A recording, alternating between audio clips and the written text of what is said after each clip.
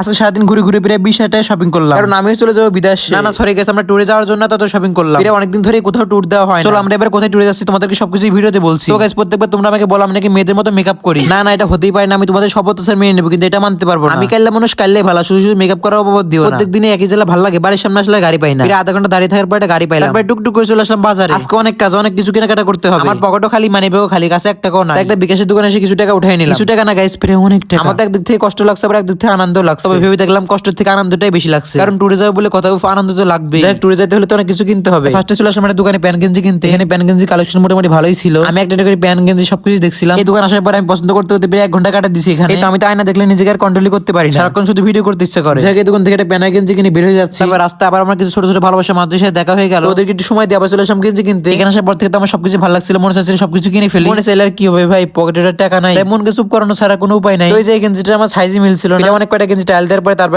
মিলাতে পারলাম। যাই কেবল তো শুরু, এখন অনেক শপিং করা বাকি আছে। আবার গাড়ি দুটো 8টা দোকানে চলে আসলাম। এখানে ঢোকার পরে আমি ফার্স্টে প্যান্ট দেখতে শুরু করে দিলাম। অনেক বাসা অনেক চয়েস করার পরে এই প্যান্টটা পছন্দ হলো। আমি সব প্যান্টগুলো একবার সিম্পলের মধ্যে পরি, কেন জানি না আমার একবার সিম্পলি বেশি ভালো লাগে। আর তেমন কিছু না, তোমাদেরকে বলে দিলাম আর কি আমার পছন্দটা। এবার থেকে বেশি বেশি গিফট করবো। আর একটা কথা, আমার কিন্তু কালারের মধ্যে হোয়াইট এন্ড ব্ল্যাক এই দুইটা পছন্দ।